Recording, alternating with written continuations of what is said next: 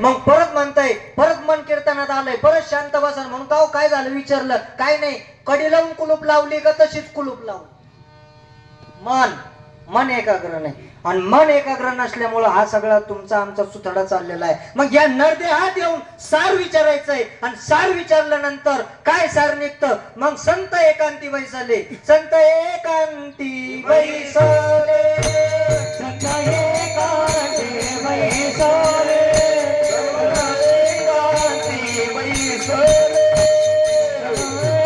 एकांती बैसले,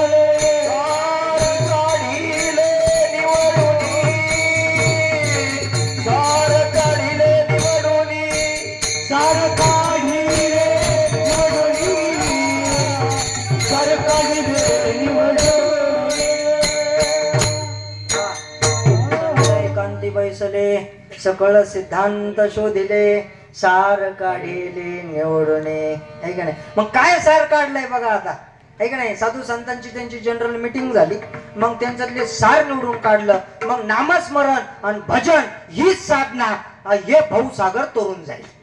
आणि भाऊसागर तरण्याकरता भजन हेच नामस्मरण सांगितलेलं आहे, दुसरी कोणतीही साधना नाही. मग ही मग एका साधकानं तुकोबरायांना विचारलं, माझा खूप लोकांवरती विश्वास ठेवला, खूप लोकांवरती विश्वास ठेवला, जिथं विश्वास ठेवला तिथं विश्वासघात झाला, मग मी विश्वास कोणावरती ठेवू हे मला सांगा. तुकोबराय सांगितलं, मी तुला कोणावरती ठेवावा हे सांगणार नाही, मी ज्याच्यावरती विश्वास ठेवला ते सांगतो. संताची पायी हा माझा, संताची पायी हा माझा विश्वास, संताची पायी हा माझा विश्वास, संताची पायी हा माझा विश्वास, संताची पायी हा माझा विश्वास. सर्व भाविकास झालं त्यांचा, सर्व भाविकास झालं त्यांचं, त्याची माझे हित करीती सकळ, त्याची माझे हित करीती सकळ, त्याची माझे हित करीती सकळ, त्याची माझे हित. वा, खूप सुंदर, मस्त कीर्तनात आनंद येतो. नाचता नाचता किंवा आहे का नाही, तरणा भाग्यवंत नटे हरी कीर्तनात, आहे का नाही? तरुण पाहिजे बाबा, परमार्थाला माणसं कशी पाहिजे. सोपं उदाहरण देत तुम्हाला, कुस्ती खेळायला कशी पाहिजे, 85 वर्षाची मार. कुस्ती खेळायला कसे पाहिजेत माणसं, मुलं कसे पाहिजेत. तुम्ही इथले नाहीच, तुम्हाला मी बोलतो ते समजत का, कसे पाहिजे बाबा. बरोबर बोलले तुम्ही, 18-20 पैलवान पाहिजे. ड्युटीला लागायचं, लग्न करायचं असलं तर माणसं कशी लागतात, म्हातारी. काहीच बोलत नाही बाबा, काय भानगड काय, तुम्ही सांगितलं काही बोलत नका जाऊ. ते आले तर लय बोलत होते सगळे, हा बडबड. पण शाने माणसं आहे, पुढे येऊन बसा म्हणलं तरी मागच बसली, आणि मग गेले. हा मग आता बरं झालं, आमचे भजनी जर चांगले सुज्ञ आहेत, नाही तर झोपा घ्यायची वेळ आली असते. आणि मग चला, लग्नाला कसे लागतात, तरुण लागतात. कुस्ती खेळायला कसे लागतात, तरुण लागतात. भांडणं करायला तरुण लागतात. तसं मग लोकांना चलाच भाजनाला, आपलं काय वय आहे का, मग का जातो 50च्या पुढं, तवर तू जगशील का, प्रश्न आहे का नाही. आता काय वय आहे का, ना आता कीर्तनाला जावा का, ना ते 70चे म्हणजे आता काय वय आहे का. मी एका जणांना म्हणलं परवा दिवशी, म्हणलं बाबा भजनाला चाला ना, म्हणलं वय किती तुमचं, ते 73. म्हणलं भजनाला नाही, आज तर शिकतो मी खरा वय आता. नाही नाही नाही नाही, विनोदाचा भाग सोडा महाराज. हे त्याला एका क्षणाला आपला जवळ करतोय, आणि आपल्या क्षणाला आपल्या काळ जवळ येतोय. आपल्याला प्रत्येकाला आपल्याला कालही जायचंय, आजही जायचंय आणि उद्याही जायचंय. हा शास्त्र सिद्धांत आहे. फक्त कोणी आज जाईल, कोणी उद्या जाईल, कोणी परवा जाईल. मग जेव्हा आपल्यातून आपली एखादी जवळची व्यक्ती गेली का मग तिचं मोल समजतं. तोपर्यंत तिला किंमत समजत नाही, तोपर्यंत तिचे मोल समजत नाही. कसं बारकाईने दृष्टांत सांगतो आणि 10-15 मिनिटांमध्ये सेवा आटोपते घेतो, आहे का नाही.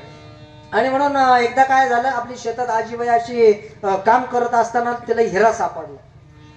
हिरा सापडल्यानंतर मग ते आपलं नाताने बघितला. मग ते नातू म्हणे आई आई आता हा हिरा आहे, चल म्हणे सोनाराच्या दुकानात घेऊ. मग ते आजीने मग घेतलं. त्याला वाटलं नको त्या वयामध्ये आपल्या नातवाकडे जास्त पैसा आला तर नको ते उद्योग हा करल आणि त्याच्यात सुख नाही हे म्हातारीला माहिती होतं. म्हणून ते म्हातारीने घेतला आणि ते खडा असा फेकून दिला आणि मग ते सोनाराकडे नेला हिरा.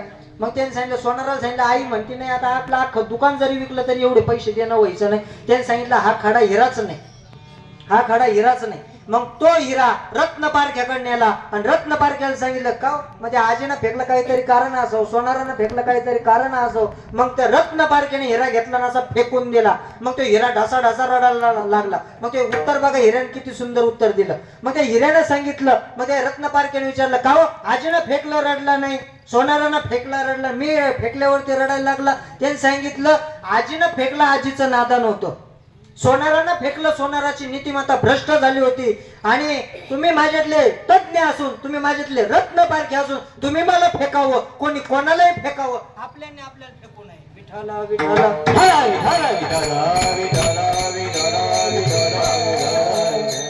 राय रे बा श्रीरामपूर चालली काय नाही. बरं बरं जाय आणि गेल निघून. आणि मग मागून मला यायचं होतं ना, खरं सांगा बुटाडान धोपाट नाही घालायचे का आपल्याला. वेळ निघून गेल्यावरती माणसाला माणसाचे मोल कळतंय.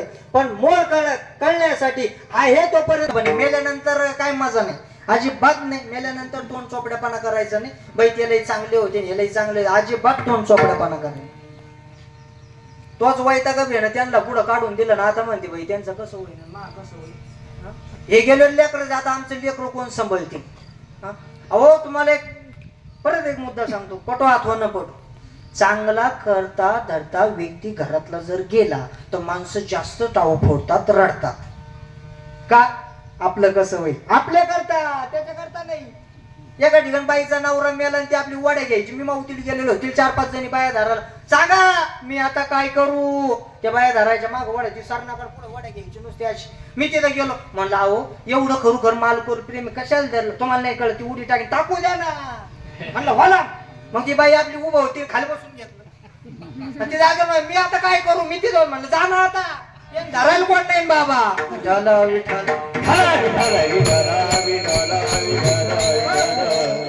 आपल्या हिता करता माणसं रडतात, माणसं जीवन जगतात, आहे का नाही. माणसाला काय वाटतं ओवी बघा आता ल्यावे खावे सदैव बरे असावे, आहे का नाही. ह्याची एक चिंता आहे का नाही, काय घेणं देणं नाही बाकीचं. आपण आपला संसार फक्त चांगला असा. एक जण म्हणजे बाबांकडे आश्रमात आला का हो, मी आणि माझा भाऊ सखे हो, एका आईच्या उदरातून आम्ही जन्म घेतला, मग तो एवढं जीवन सुखी जगतो आणि मी दुःखी का. त्याचे सगळे लेकरं बाळ गुण्या गोविंदांना राहतात, आम्हाला दुःख का, काय आम्हाला वारंवार दुःख. मग बाबांनी सांगितलं तो जो जगतो त्याचं कष्टाचं जगणं आहे, तू जे जगतो ते लबाडच आहे म्हणे. मग मी काय करू, लबाडाचं वाटून टाक आणि कष्टाचं जीवन स्वीकारा. विठ्ठल